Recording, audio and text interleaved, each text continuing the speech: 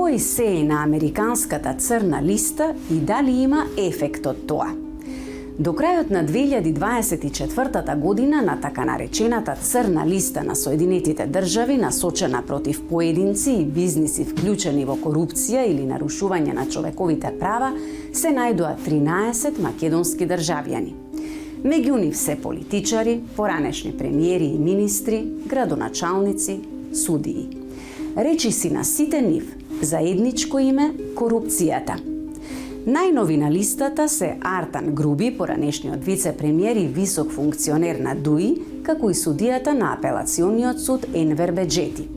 Таму се најдоа поради вмешаност во корупција и влијание во судски процеси против поранешниот главен разузнавач Сашо Мијалков.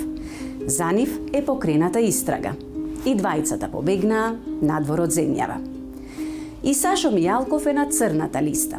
Во образложението за Мијалков се вели дека во својство на директор на УБК бил инволвиран во коруптивни дела. За дел од случаите беше осуден, некој застареа, па сега си продолжува со бизнисите. Неговиот братучет, поранешниот премиер Никола Груевски, беше ставен на листата во април 2022 година. Исто така поради вмешаност во корупција. Груевски избега од државата и доби азил во Унгарија. На листата има двајца градоначалници. Еден е од редовите на ДУИ и градоначалник на Струга, Рами Смерко, инволвиран во значителна корупција. Тој се уште е градоначалник.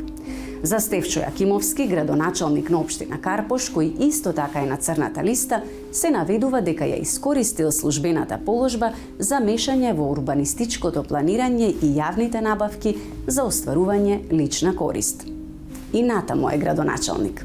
Образложението за бизнисменот Јордан Камчев на црната листа беше дека го искористил своето коруптивно влијание и богатство за да манипулира со судскиот систем на Северна Македонија во негова корист.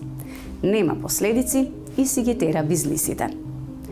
Листата беше проширена со неговата мајка Радка Куновска Камчева и со неговиот пријател Сергеј Самсоненко и сопругата Ирина Самсоненко.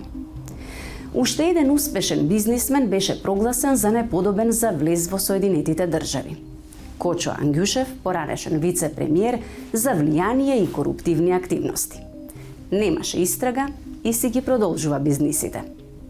На црната листа годинава се најде и поранешната специјална обвинителка Катица Јанева. За неа се вели дека ги користела своите позиции на моќ.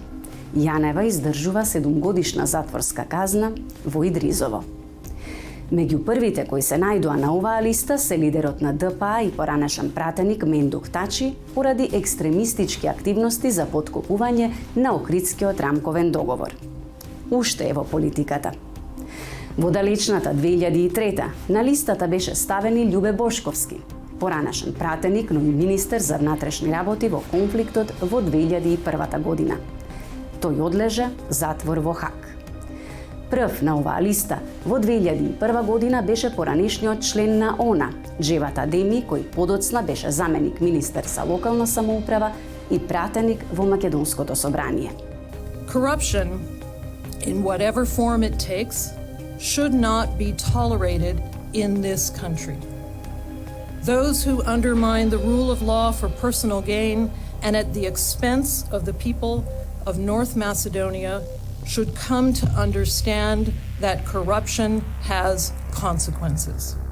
Листите на санкции ги составува Канцеларијата за контрола на странски средства во рамките на Американското министерство за финансии.